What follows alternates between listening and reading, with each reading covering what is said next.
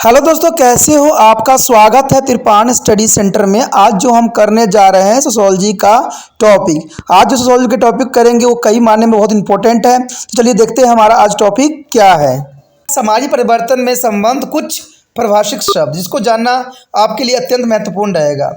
जब हम परिवर्तन की चर्चा करते हैं तो अनेकों परिभाषित शब्द और वस्तुएं इससे जुड़ी हुई हमें नजर आती है।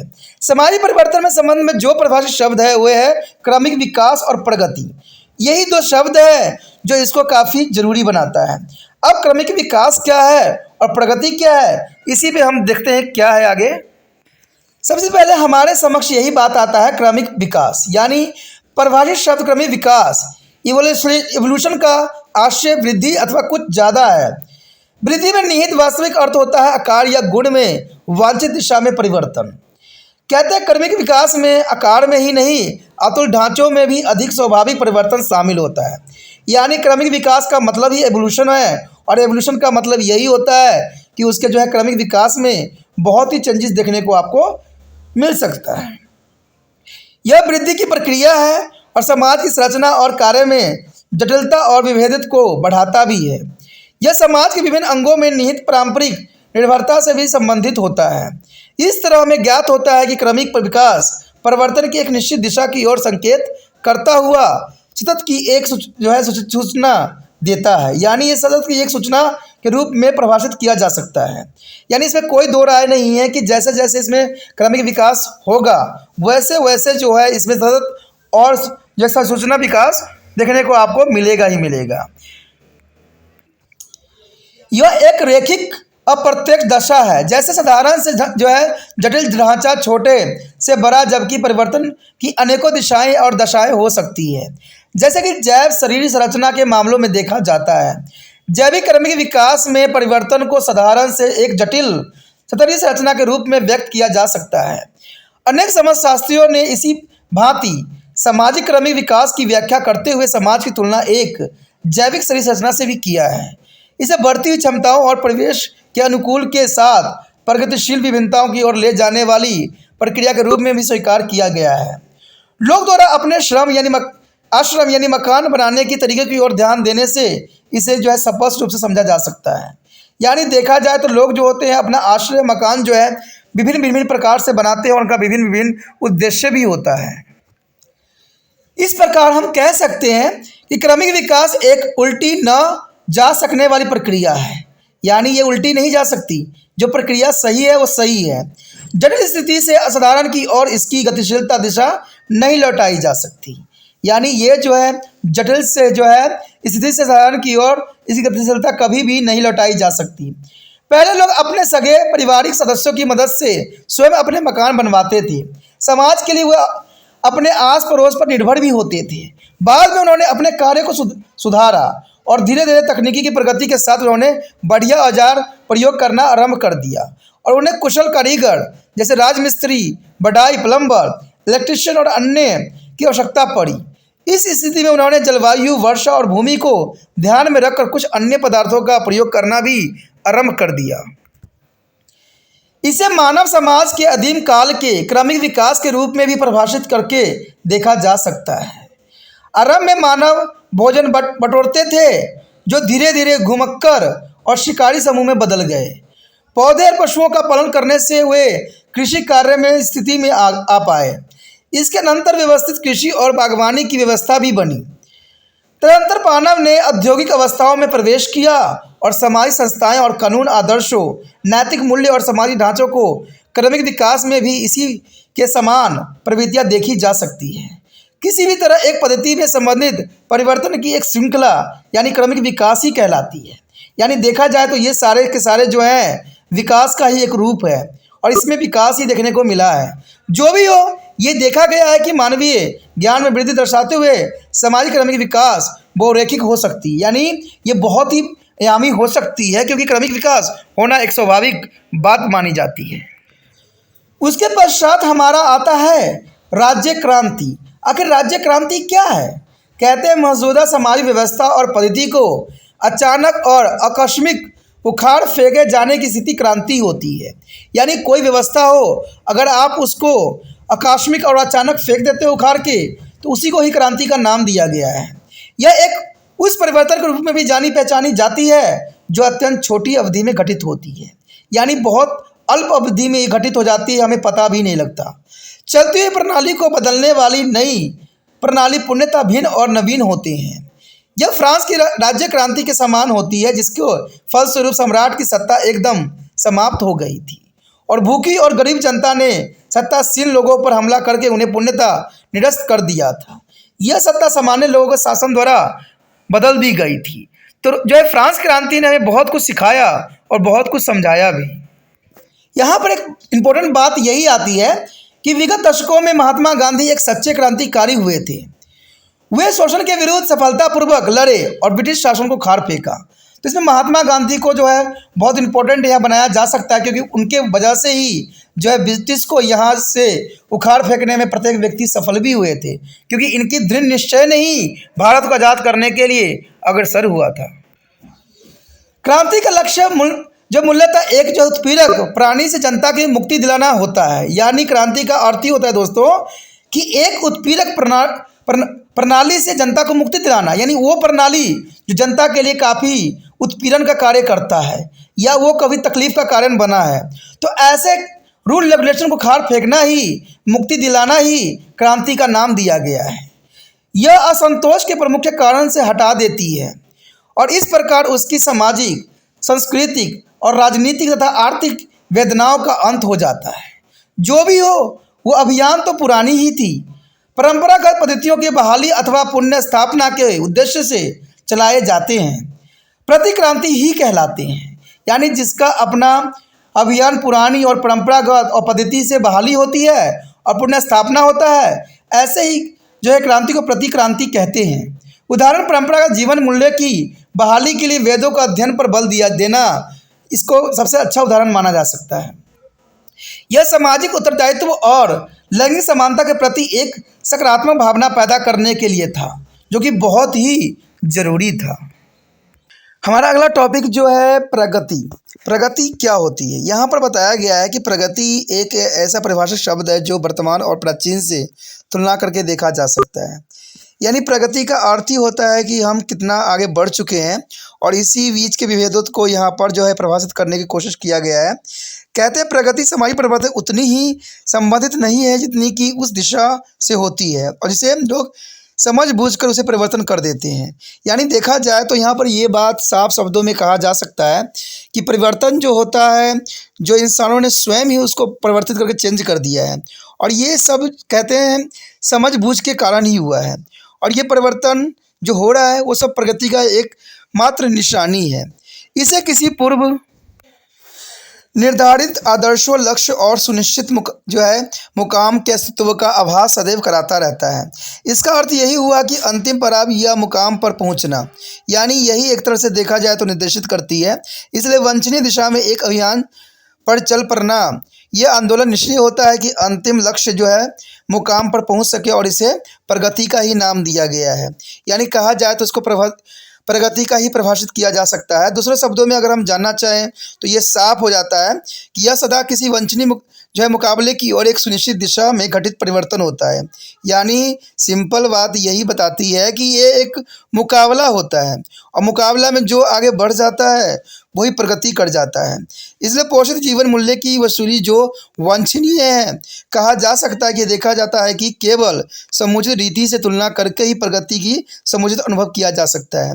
यानी अगर आप तुलना करते हो एक दूसरे के साथ, तो इससे आपको पता लगेगा कि आपने कितना प्रगति किया है, और ये बहुत ज़रूरी भी रहता है। इसलिए हम कह सकते हैं कि यदि यह सामाजिक वांछनीय दिशा में होता है तो उसे प्रगति कहते हैं। लेकिन ये साफ शब्दों में यहाँ पर बात बताई गई है कि जो सामाजिक परिवर्तन होता है उसी को प्रगति यहाँ पर दर्शाया गया है। क्योंकि हम सोशोलॉजी पढ़ रहे हैं तो इसमें सोशोलॉजी के रिगार्डिंग ही इसको लेना पड़ता है, क्योंकि सामाजिक परिवर्तन यहाँ पर जो है सोशोलॉजी में दिखाया गया, यानी समाज शास्त्र में दिखाया गया है, और जो सामाजिक परिवर्तन होता है उसी को ही प्रगति का नाम यहाँ पर दिया गया है।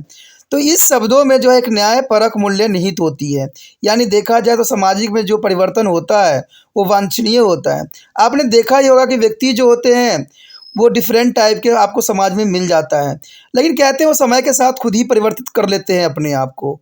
ठीक है, इसमें कोई दो राय नहीं है। आपने देखा भी है, हमने पहले पढ़ा भी था कि अगर व्यक्ति जो होता है कोई आलस्य रूप दिखा रहा है, आलस्य है और कोई काम धंधा नहीं कर रहा है, तो माता पिता क्या सोचते हैं कि काम नहीं करने लायक है तो उसको मैरिज कर देते हैं। और मैरिज के बाद वो लोग कितना एक्टिव हो जाता है, ये आप स्वयं ही अपने समाज में देख सकते हो।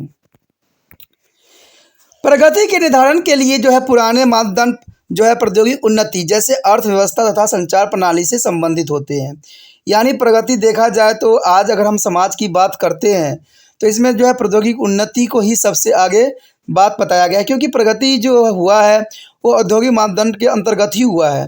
आज सब आधुनिक युग के में आए हुए हैं और यहाँ पर हर चीज़ जो है संचार प्रणाली के माध्यम से ही संपन्न हो रहा है। परंतु यह पाया गया है कि प्रगति मूल्यांकन का यही अकेला आधार नहीं हो सकता है। एक क्षेत्र में हुई प्रगति वास्तव में दूसरे क्षेत्र से संबंधित और उसके ऊपर आश्रित होता है। तो इसमें कोई दो राय नहीं है। जो व्यक्ति अगर एक कार्य कर रहा है, अगर वो सुचारू रूप से चलता है तो उसके कई पहलुओं पर जो है इसका प्रभाव देखने को मिल सकता है। इसे हमें परिवर्तन की एक जटिल घटक के रूप में पहचानने की दिशा सदैव मिलती रहती है और फिर मानव विकास के प्रत्येक उत्तरवर्तीय अवस्था यहाँ प्रगति कहलाती है। यानी मानव में जो बदलाव देखने को आपको मिलता है वही प्रगति का सबसे बड़ा निशानी होती है। जैसे मैंने आपको एग्जाम्पल भी बताया था कि माता पिता अगर कोई बच्चा अगर नहीं कार्यरत है तो उसको जो है मैरिज कर देते हैं और उसके बाद उसको लगता है कि अब मुझे सब कुछ करना चाहिए और सब कुछ वो भली भांति करने लग जाता है। तो कहीं हद तक देखा जाए तो ये मानव विकास की प्रत्येक जो अवस्थाओं को ही प्रभावित करता है, क्योंकि प्रगति का अर्थ होता है डेवलपमेंट, यानी आगे कैसे बढ़ना। इसे भांति किसी संगठन की बढ़ती हुई जटिलता अथवा श्रम में सुव्यवस्थित विभाजन से प्रगति सदैव दिखाई देता है। यानी अगर कोई चीज़ को हम विभाजन कर दे तो उसमें आपको जरूर प्रगति करता हुआ दिखेगा। जैसे देखते ही हो आप कई जगहों पर कि कोई भी चीज़ अगर प्रगति नहीं कर रहा है तो हम उसको विभाजित कर देते हैं। तो उस कंडीशन में भी उस समाज में जो है ये जो है विभाजन होने के पश्चात ये अपना प्रगति दिखाई देता है। मान लीजिए इसमें कई कंडीशन में जो है ये दिखाई आपको देगा कि अगर मान लीजिए छोटा अगर खेत है, अगर उसमें अगर हम अलग अलग कृषि करते हैं तो उसकी उत्पादन क्षमता भी अच्छा बढ़ जाता है, क्योंकि वो हम विभाजन कर दिए हैं।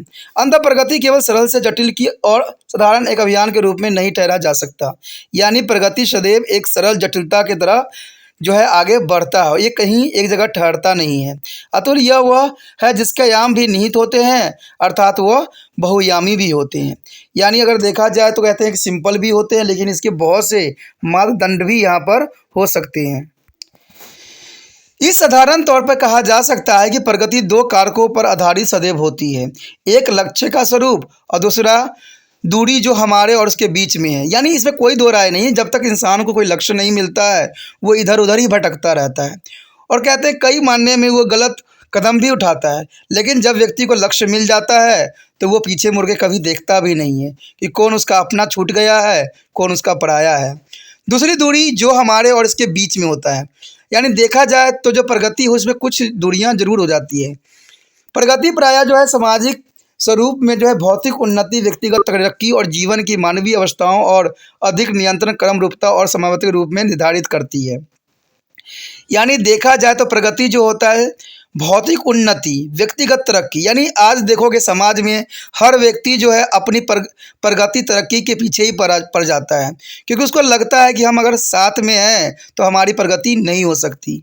तो इसमें कोई दो राय नहीं कि भौतिक उन्नति सभी चाहते हैं और व्यक्तिगत तरक्की भी चाहते हैं और जीवन के मानवीय अवस्थाओं को और भी नियंत्रण और क्रम रूपता देना चाहते हैं। इसलिए वो क्या करते हैं, जो संयुक्त परिवार होता है उससे सदैव अलग हो जाते हैं। क्योंकि अगर आपने पीछे चैप्टर देखा होगा तो संयुक्त परिवार में भी हमने इसी बात पर चर्चा भी किया था कि व्यक्ति जो होता है जब उसके पास सब कुछ आ जाता है, धन दौलत या कहते हैं अच्छा एजुकेशन प्राप्त कर लेता है, तो वो सदैव ही संयुक्त परिवार यानी माता पिता को छोड़ के अलग ही एकल परिवार बसाने में अग्रसर होता है।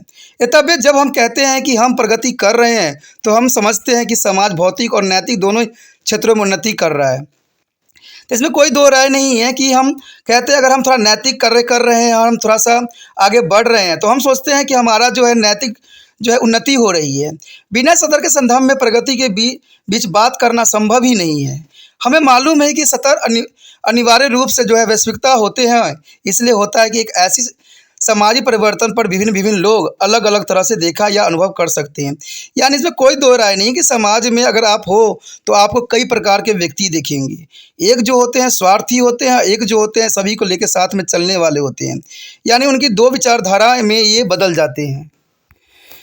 कहते हैं कुछ को तो ये प्रगति आपको जो है दिखाई भी देगी, तो कुछ को पतन भी दिखाई देगा। लेकिन कहते हैं जो समाज से अलग होने की कोशिश करते हैं, अपने आप को अलग दिखाने की कोशिश करते हैं, उनका एक न एक दिन जो है पतन जरूर हो जाता है। कहते हैं लड़के लड़कियां को जो है मुक्त विचरण के मामले में कुछ लोग इसे प्रगतिशीलता समझ सकते हैं, तो दूसरे लोग यह नैतिक पतन जैसा लगता है।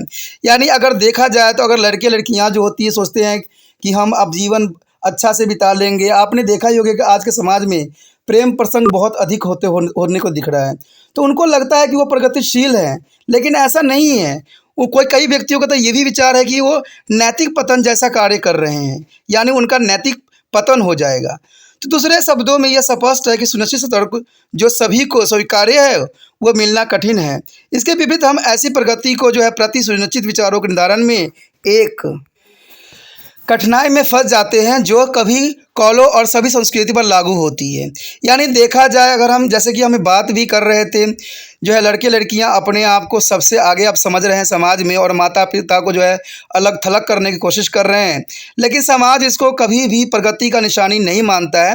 एक न एक दिन इनका जो है पतन अवश्य ही होगा। जैसे मनुष्य के पास उसकी आवश्यकता के सभी भौतिक पदार्थ मौजूद है, तो सारे आविष्कार बंद किए जाएं, ऐसा संभव ही नहीं है।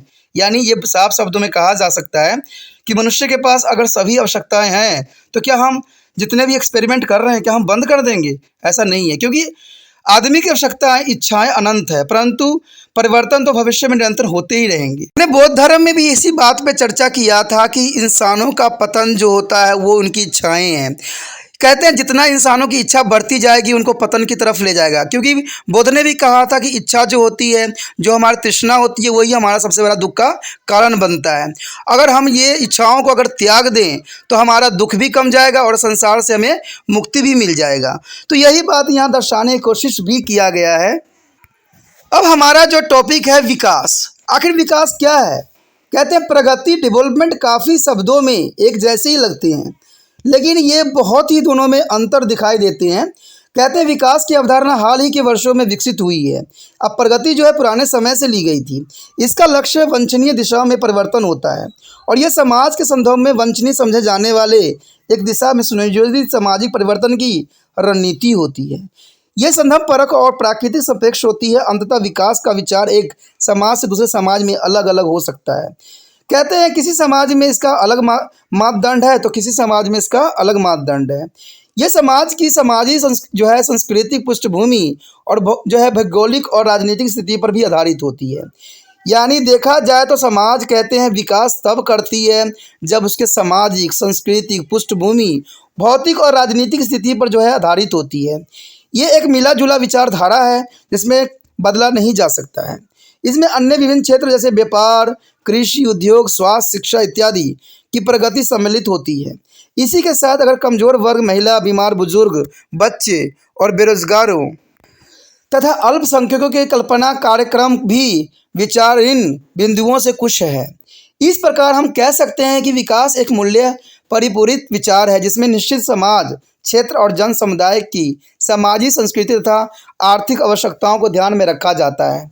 अनेक नीति और प्रोग्राम ग्रामीण लोगों में जो है अनुसूचित जातियाँ, अनुसूचित जनजाति, महिलाएं और नगरवासियों, कृषि मजदूर तथा औद्योगिक श्रमिक आदि के विकास के लक्ष्य से आरंभ किए जाते हैं। यानी देखा जाए तो इन सब चीज़ों के लिए जो है ये सारे फैक्टर जो हैं जिम्मेवार हैं, जिसके वजह से जो है विकास होना सुनिश्चित करता है। हम क्यों कहते हैं कि परिवहन और संचार माध्यम के द्वारा विकास हुआ है? कहते हैं ये बहुत बड़ी जो है आज प्रश्न चिन्ह उठा दिया है कि परिवहन और संचार माध्यम ने इंसान के जीवन को बर्बाद करके रख दिया है, क्योंकि इसमें कोई दो राय नहीं है। आज जो हमारा समाज बिल्कुल बिगड़ता सा जा रहा है, तो इसमें सबसे बड़ा जो इसका फैक्टर बनता है वो है संचार माध्यम।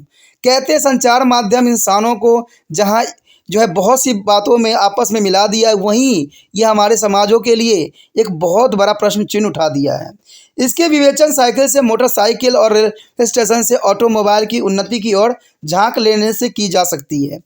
ये बेशक जो है कमतर से अधिकतर उन्नतिशील अवस्थाओं की ओर गतिशीलता को नहीं दर्शाते हैं।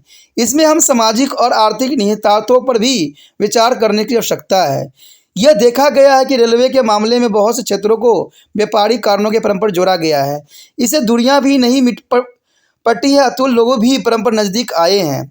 दूसरे शब्दों में विभिन्न संस्कृति एवं वर्गों के लोग ने परम पर मेल मिलाप आरंभ कर दिया है। आपने देखा ही होगा कि आज कई कई टाइम तक लोग जो होते हैं बातें करते हैं, तो इससे वो सोच रहे हैं कि मेल मिलाप हो रहा है, उनसे बातें करने से उनकी सारी जो है इच्छाएं पूरी हो रही है, लेकिन नहीं न कहते अनजाने में वो बहुत ही बड़े मुसीबत में फंसते चले जा रहे हैं। इसे संस्कृतियों का जब विनियम और बाधाओं का अनुमूलन बेहतर समझदारी को प्रोत्साहन मिलती है। इसी के साथ इसे अकुशल और जो है उच्च स्तरीय कुशल लोगों के लिए रोजगार के अवसरों का सृजन भी हुआ है। यानी देखा जाए तो कहते हैं जो ये दूरसंचार माध्यम है, इससे हुआ तो फ़ायदा बहुत है, लेकिन कहते हैं बहुत से फ़ायदे होते हुए भी हम आँख इसकी जो है बुराइयों पर हम आँख नहीं बंद कर सकते, क्योंकि बहुत से कारण हो सकते हैं जिसकी वजह से ये हमारे समाज को जो है गलत रास्तों पर अग्रसर कर दे।